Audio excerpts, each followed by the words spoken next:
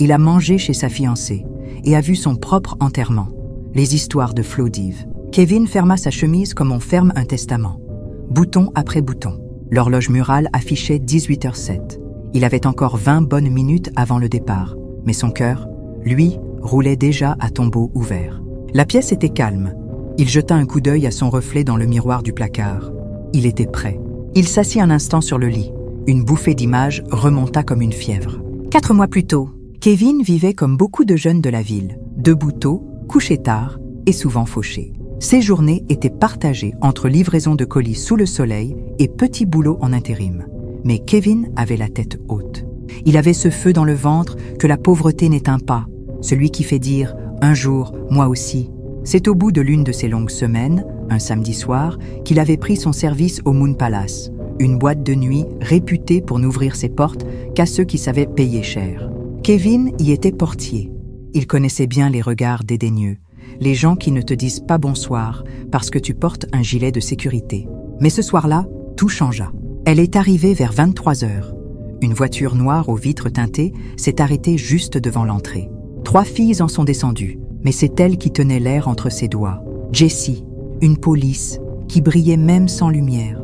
Mais ce n'était pas sa beauté qui frappait le plus, c'était sa présence. Elle marchait comme quelqu'un qui n'a jamais eu besoin de demander quoi que ce soit 2 fois. Elle la regardait droit dans les yeux. « Tu bosses ici ou tu es juste une décoration d'entrée ?» demanda-t-elle en souriant. Kevin eut un petit rire. « Je travaille ici, mais j'avoue, je suis aussi décoratif. » Elle éclata de rire. Il sentit son estomac se tordre sans fin. Elle ouvrit son sac, sortit son téléphone et le lui tendit. « Tape ton numéro ici. Et ne me fais pas regretter. » Puis elle disparut à l'intérieur, dans les néons et le son. Il resta là, bêtement figé avec un sourire, le cœur au bord des lèvres. Le lendemain, elle écrivit en premier. « Brunch demain 11h. Je t'envoie la position. » Kevin passa la nuit éveillé. Le lendemain, elle l'attendait dans un restaurant flottant au bord du fleuve. Elle parlait peu, mais elle regardait fort. Et dès ce jour-là, tout s'accéléra. Une vie à laquelle il n'avait jamais goûté. Les jours passaient. Jessie l'appelait souvent. Juste pour entendre sa voix, disait-elle.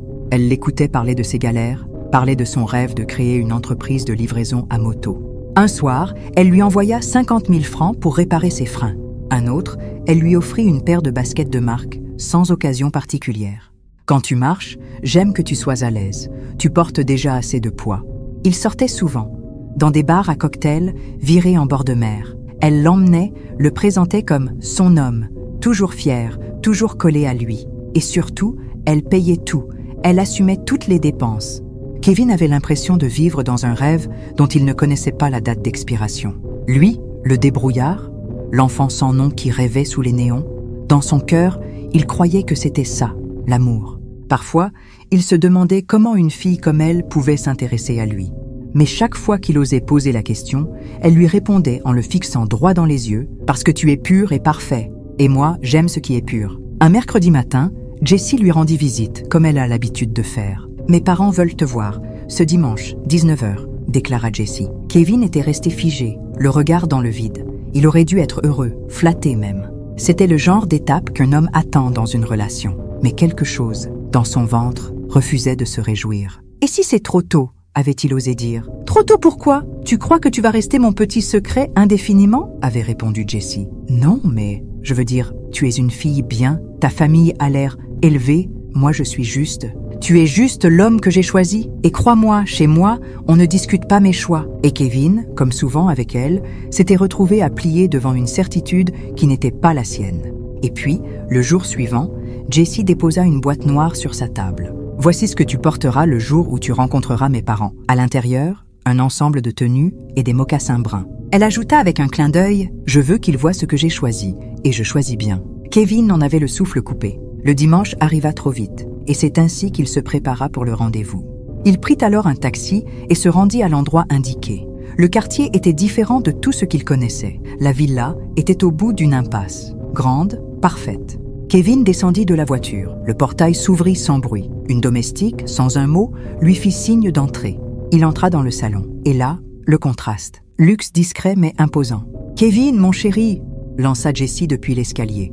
Elle descendit lentement, sourire lumineux. Elle l'embrassa avec douceur, attendit quelques minutes, puis se retourna vers ses parents qui arrivaient à ce moment. « Papa, maman, voici l'homme dont je vous ai parlé. » Il souriait. « Bienvenue, jeune homme, » dit le père en lui serrant la main. « Vous avez trouvé facilement ?»« Oui, merci. Très belle maison. » « C'est Jessie qui a insisté pour cette rencontre, » ajouta la mère. « Vous savez, elle n'invite pas n'importe qui ici. » Ils rient doucement, tous les trois, en même temps. Kevin rit aussi, par réflexe.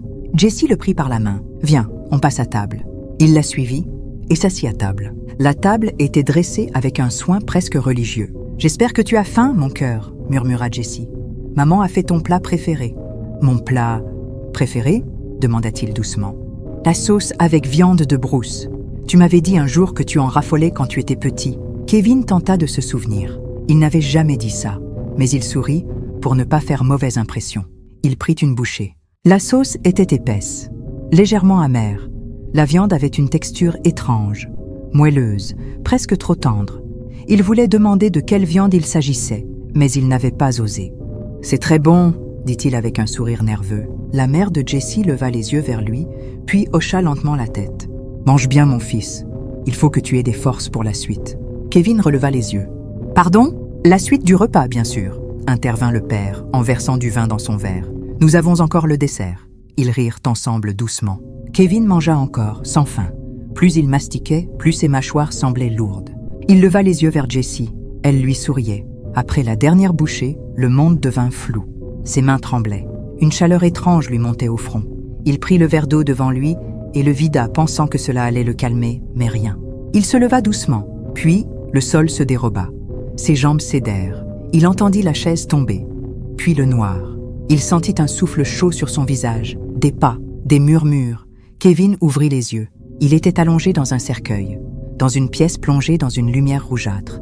Autour de lui, des bougies posées à même le sol, des calebasses ouvertes, des coquillages. Il voulait se relever, mais son corps ne répondait pas. Seuls ses yeux bougeaient. Autour du cercueil, ils étaient là. Jessie, son père, sa mère. Ils tournaient lentement autour du cercueil en chantant. La mère de Jessie versa un liquide sombre sur lui. Et puis, le père de Jessie parla. « Que l'esprit de cet homme serve à ouvrir la porte. Qu'il nous donne 6 mois de paix, 6 mois de prospérité, 6 mois de pouvoir. Que cela soit ainsi, » répondirent les autres en chœur. Ils levèrent les mains. Un souffle glacial traversa la pièce. Kevin sentit quelque chose sortir de sa poitrine. Une pression, un arrachement. La vie quitta son corps. Puis, au-dessus de son corps, son esprit flottait, observait, incrédule. Et Jessie, doucement, s'approcha de son visage. Elle murmura « Tu es pur et parfait, Kevin. » Comme je te l'avais dit. La famille de Jessie n'était pas une famille ordinaire. Elle faisait partie d'une organisation secrète, une secte. Jessie n'était pas une fille chanceuse, tombée amoureuse. Elle était la clé du pacte, l'appât sacré. Chaque cycle, c'est elle qui devait trouver celui dont le sacrifice serait entier, sans soupçon, sans suspicion. C'est elle qui choisissait. C'est elle qui séduisait. C'est elle qui livrait. Le pacte dit que l'or coule tant que les jeunes tombent, qu'un homme meurt pour que le nom de la famille de Jessie vive. Le sang doit être versé dans la paix, pas dans la violence. Voilà pourquoi Jessie traitait Kevin avec soin. Il devait venir de lui-même, manger de lui-même. Une fois le rituel terminé, tard dans la nuit, son corps fut ramené par 2 hommes, sans bruit dans sa chambre. Ils l'avaient déposé dans son lit, comme s'il dormait, le corps vidé de son souffle, le visage calme, et autour, les signes d'une mort propre. Pas de blessure, pas de lutte. Le lendemain, du côté de la mère de Kevin, elle avait toujours dit que son fils et le soleil se levaient ensemble. Chaque matin, dès que Kevin ouvrait les yeux, il appelait sa mère, même pour ne rien dire, juste pour entendre sa voix. Mais ce matin-là, le téléphone était resté muet. Elle avait d'abord pensé à un oubli, mais quand la journée entière passa sans appel, son cœur sut. Le lendemain matin, elle tenta encore de le joindre. Appel après appel, rien. Elle prit un taxi depuis la banlieue. Elle connaissait les lieux, arriva devant la maison, frappa, personne. Kevin lui avait confié une clé secours pour les cas d'urgence. Elle entra. Et là, elle vit son fils, allongé sur le lit, les yeux fermés, le corps froid. « Kevin! Kevin! Mon fils! Kevin !» Elle le secoua, fort, mais son corps ne répondit pas. Il était froid et lourd. Un cri déchira la pièce. Un cri qui ne vient pas de la gorge, mais du ventre. Le quartier s'était levé en courant. Les voisins accoururent. Les curieux se pressèrent. Et très vite, la nouvelle se répandit comme une traînée de poudre. Kevin est mort. Hein? Le petit Kevin? Mort dans son lit. Comme ça, on dit que c'est le cœur. La ville fatigue les jeunes. Trop de stress, trop Trop de nuits blanches, c'est comme ça que ces jeunes tombent sans maladie, hein? Mais son esprit, lui, voyait tout, entendait tout, et ne pouvait rien dire. Il flottait, suspendu, tandis que les gens pleuraient ce qu'ils croyaient être une mort naturelle. 2 jours après la découverte du corps, le téléphone de Kevin sonna. Appel entrant, Jessie. La mère de Kevin, en pleurs, incapable de quitter la chambre, restait là, assise à côté. Elle hésita, le cœur battant, puis décrocha. La voix de Jessie était sèche. « Allô, Kevin? Tu réponds enfin? Tu fais quoi depuis 2 jours? Tu ne sais même pas ce que j'ai imaginé. Tu vas m'entendre, hein? » Un silence. « Kevin, réponds, je te parle. » Puis une voix, lente, cassée. « C'est sa mère. »« Pardon, » répondit Jessie. « Mon fils est mort. » De l'autre côté du fil, Jessie ne répondit pas tout de suite. Puis une respiration. « Mort? Mais comment? Quand? Où est son corps? Je veux le voir. Je dois le voir. S'il vous plaît, madame, je vous en supplie. » La mère de Kevin hocha lentement la tête, comme si la voix pouvait la voir. « Si tu veux lui dire adieu, viens au village. On l'enterre dans 2 jours. » Et elle raccrocha. Après les derniers soins mortuaires, le corps fut mis en bière. Un corbillard transporta le cercueil, escorté par les pleurs, les motos, direction, le village natal. Le vieux griot du village avait sorti son tam-tam. Le fils de la ville revient dans le silence. Qu'il trouve la terre douce et que son nom voyage jusqu'aux anciens. Le cercueil fut installé au milieu de la cour familiale. Les femmes du village entonnèrent les chants funèbres. La mère de Kevin ne parlait plus. Elle ne pleurait plus. Elle regardait dans le vide, comme si elle écoutait une voix que personne d'autre n'entendait. Et dans ce vide-là, l'esprit de Kevin tournait encore, prisonnier, présent, mais invisible. Jessie arriva au village. Elle s'approcha du corps, se pencha doucement, déposa une bise sur le cercueil. Puis à voix basse, elle murmura « Tu étais si doux, si parfait. Dommage que ce soit toi. » Personne ne l'entendit. Mais l'esprit de Kevin, lui, était là. Il l'observait, immobile. Jessie pleurait, mais sans larmes. Elle gémissait, mais sans douleur. Et quand elle s'éloigna dans la foule, un sourire discret s'échappa de ses lèvres. Cette même nuit, Jessie quitta le village. Elle n'assista pas à la veillée. Elle ne mangea rien. Elle dit simplement à la mère de Kevin « Je ne peux pas supporter. Trop de douleur. Je vous appellerai. » Elle monta dans sa grosse voiture noire et disparut dans la poussière. Le lendemain, Kevin fut enterré. 1 semaine plus tard, dans un club discret de la ville, elle était là. Jessie. Aucun signe de deuil. Aucun signe de faute. Elle s'assit dans le salon VIP. Elle n'avait pas besoin de parler. Son aura parlait pour elle. Un jeune homme arriva, costume repassé, montre en toque, mais sourire sincère. Il l'aborda. « Tu es toute seule ?» Elle tourna la tête. Lentement, lui sourit. Exactement le même sourire qu'elle avait offert à Kevin quelques mois plus tôt. « Plus maintenant, » dit-elle. Ils s'assit, ils parlèrent, ils rirent. Elle jouait parfaitement, l'innocente curieuse, la jolie fille disponible, un peu mystérieuse. Et dans un coin de la salle, l'esprit de Kevin observait. Il ne savait ni comment, ni pourquoi il était encore là. Peut-être que l'hôtel n'avait pas pris toute son âme. Peut-être que sa colère l'avait retenu. Mais il était là, invisible. Il comprenait. Le cycle, c'est elle, c'est eux. Et je n'étais qu'un nom sur une liste. Puis soudain, un bourdonnement, comme une abeille coincée entre 2 mondes. Puis, une vibration légère, mais insistante, une sonnerie. Kevin ouvrit les yeux en sursaut. Sa gorge était sèche, son dos trempé de sueur. Son cœur battait comme un tambour de guerre. Ses yeux cherchaient un cercueil, une pièce rouge. Mais non, il était dans sa chambre. Donc tout cela n'était qu'un mauvais rêve. Oh mon Dieu! Il posa ses 2 pieds au sol, lentement, toucha son torse, son visage. Il était bien vivant, mais son ventre brûlait encore. Et dans sa tête, l'image de Jessie, souriant autour de son cercueil, refusait de disparaître. La sonnerie de son téléphone posé sur la table de chevet retentit de nouveau. Il regarda l'écran. Appel entrant, Jessie. Puis, il répondit. « Allô, Kevin? Tu te fous de moi ou quoi? Il est 20 heures passées, tu devais rencontrer mes parents à 19 heures. Je t'ai attendu. Tu n'as même pas appelé. Tu dors ou quoi? Oui, je me suis endormie. C'est ton appel même qui m'a réveillée. Faut présenter mes excuses à tes parents de ma part. Je serai là dans quelques minutes. » Il raccrocha. Il n'avait pas la force de parler. « Ouf, quel rêve étrange. Heureusement que c'était juste un rêve, » se répéta-t-il. Il composa rapidement le numéro de Fred, son ami. « Mec, tu es où? Rejoins-moi dans 30 minutes. Je t'en supplie, j'ai besoin de toi. C'est sérieux.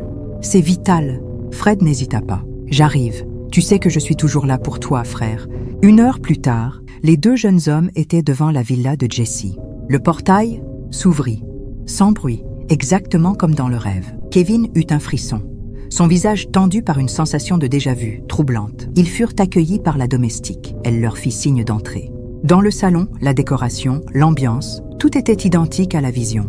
Jessie descendit l'escalier, surprise. « Je croyais que tu allais venir seule ?» lança-t-elle, sourcils légèrement froncés. « Oui, mais j'ai eu un petit imprévu. Je t'expliquerai. Voici mon ami Fred. » Elle hésita puis sourit. « D'accord. » Les parents de Jessie arrivèrent à leur tour. Surprise feinte, accueil poli. Mais un malaise flotta dans la pièce. Kevin le ressentait. Le repas fut servi. La fameuse sauce, la même viande tendre, amère. Fred mangeait, lentement. Jessie l'observait. Kevin, lui, prétexta un besoin pressant et se leva. Dans le couloir, son ventre se noua. Il hésita, puis revint. Et là, il vit Fred, vacillant. Ses mains tremblaient, ses yeux cherchaient de l'air. Il chuta. Dans un éclair, Kevin se rappela le rêve, le cercueil, le sacrifice. La panique le submergea. Il courut, ouvrit une porte, une autre. La maison était un labyrinthe. Finalement, il retourna dans les toilettes, ouvrit la petite fenêtre et sauta. Ses pieds touchèrent la terre.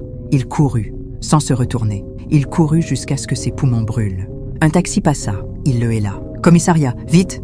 Arrivé, haletant, il expliqua. La peur dans ses yeux, la terreur dans sa voix. « Mon ami est en danger. Ils veulent le sacrifier. Je sais que ça paraît fou, mais suivez-moi. S'il vous plaît. » Un des policiers fronça les sourcils. « Comment s'appelle cette famille ?»« C'est Jessie Quadio. » Le silence tomba. Le regard du policier changea. « Tu as bien dit, Quadio ? Il y a eu 2 morts inexpliquées signalées de jeunes hommes dans ce secteur il y a 2 ans déjà. » 2 agents montèrent en voiture. Kevin les guida. Devant la villa, ils sonnèrent. Rien. 5 minutes plus tard, la domestique apparut, impassible. « Ils sont en voyage, dit-elle. » Les policiers échangèrent un regard. L'un d'eux dit calmement « Ouvrez la porte, maintenant ?» Elle hésita et finit par céder. Dans le salon, la table n'était même pas débarrassée. Ils fouillèrent, jusqu'à une pièce dans un couloir. Et là, ils les trouvèrent. Fred, allongé sur une table, inconscient. Autour de lui, Jessie, ses parents, tous en robe rouge, des incantations, des bougies. « Lâchez ça immédiatement !» La mère de Jessie recula. Le père tenta d'expliquer. « Vous ne pouvez pas comprendre. Ce soir, c'est le dernier vendredi du 6e mois. Le pacte, il faut que le pacte soit respecté. » Ils furent menottés, emmenés au commissariat. À l'origine, c'était Kevin qui devait être sacrifié. Mais lorsqu'il s'était présenté avec son ami Fred, la famille avait décidé de les endormir tous les deux. Leur plan était simple, éliminer Kevin comme prévu, puis, au réveil de Fred, lui faire croire qu'il avait dormi très longtemps et que Kevin avait dû partir en urgence. Ce qu'il en était, c'est que le sacrifice devait impérativement avoir lieu le dernier vendredi du 6e mois, selon les termes du pacte.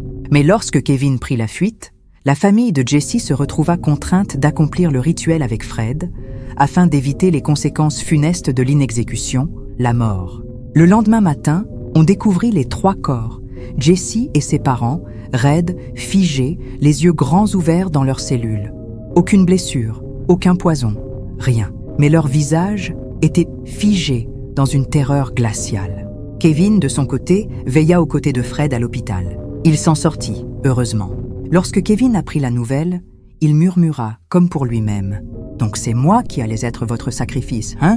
Vous avez échoué. » L'homme sage ne court pas derrière ce qu'il ne comprend pas. Il écoute son intuition, même quand elle murmure contre ses désirs. Dans un monde où les ambitions se heurtent souvent aux réalités, il est essentiel de garder un esprit éveillé. La méfiance n'est pas un défaut, c'est une forme de sagesse. Merci d'avoir suivi cette histoire. N'oublie pas de t'abonner et de laisser un j'aime. À la prochaine pour une nouvelle histoire.